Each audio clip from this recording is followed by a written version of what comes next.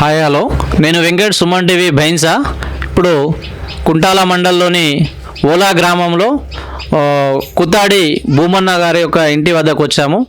ఇక్కడికి రావడానికి గల కారణం ఏంటంటే గత 3 సంవత్సరాల క్రితం ఆయన యొక్క భార్య జీపీ వర్కర్గా పనిచేస్తుండే, జీపీ డైలీ వర్కర్గా జీపీలో పనిచేస్తుండే.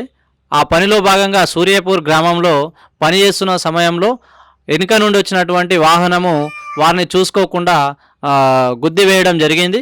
ఆ సందర్భంగా కుత్తాడి గజ్జుబాయి అనే ఇతని భార్య అక్కడికక్కడే మరణించడం జరిగింది.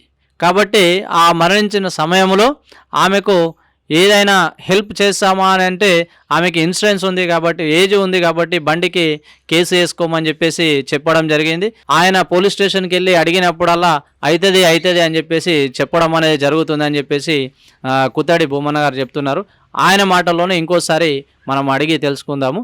భూమన్న గారు చెప్పండి, అసలు మీకు ఏం న్యాయం, ఎటువంటి న్యాయం కావాలనుకుంటున్నారు? ఏంది చెప్పండి అసలు మీరు. వాళ్ళు ఉంటే నాయన ఏదైనా సాయం చేసేటట్లే చేయాలి బాబు. మాకేం సాయమే లేదు, ఎక్కడ ఏం దిక్కు లేకుండా ఉన్నాము. మేము కాలు చేతులు పడిపోయినాయి. మాకు ఎంత బాధ అవుతున్నది. మా కొడుకు భర్త అంత ఏడ్చుకుంటా అడుక్క తిన్నట్లు అవుతున్నది. 3 ఏళ్ళ 3 సంవత్సరాల. అయ్యా ఇట్లా ఏదైనా ఒక న్యాయంగా చేయండి అని అందరికీ దండం చేసి చెప్తున్నా. అందరికీ దండం చేస్తున్నా. అయ్యా కాలు ముక్త ఏ 20 పోలీస్ స్టేషన్ లేదు, ఏ లేదు, కేసు లేదు, న్యాయం లేదు. అన్యాయమే జరిగినట్ల చేసిండ్రు. మా మున్సిపాలిటీ పనిలా మా భార్య పని చేయంగా చంపిండు. గెటేర్లు వేసి చంపిండు సారు. ఇట్లా న్యాయంగా జరగలేదు, ఏం అన్యాయం అయిపోయింది. 3 సంవత్సరాలు అవుతున్నది. మాకు బాధ అవుతున్నది. నేను అయ్యా ఇది ఎంత నెత్తికి మా చిన్న కొడుకున్నాడు, ఒకడు అన్నం పెట్లు అడకచ్చుకొని తింటున్నాం సార్. మాకు ఎంతో బాధలు అవుతున్నాయి, ఎంతో ఇది అవుతున్నాయి సార్. మాకు ఓళ్ళు పట్టించుకుంటలేరు, ఎక్కడను ఎవరు పట్టించుకుంటలేరు. కోడలు లేదు, కొడుకు లేరు అన్నట్లు పట్టించుకుంటలేరు నాయన. మా చిన్న కొడుకు, మేము ఒక నడిపి కొడుకు ఉన్నాం. వాళ్ళకి ఇద్దరికి సుఖ పెళ్ళిళ్ళు లేవు సారు. ఇట్లా బతకచ్చినాం, బతకకుండా ఉన్నది. నా కాలు చేతులు పడిపోయినాయి.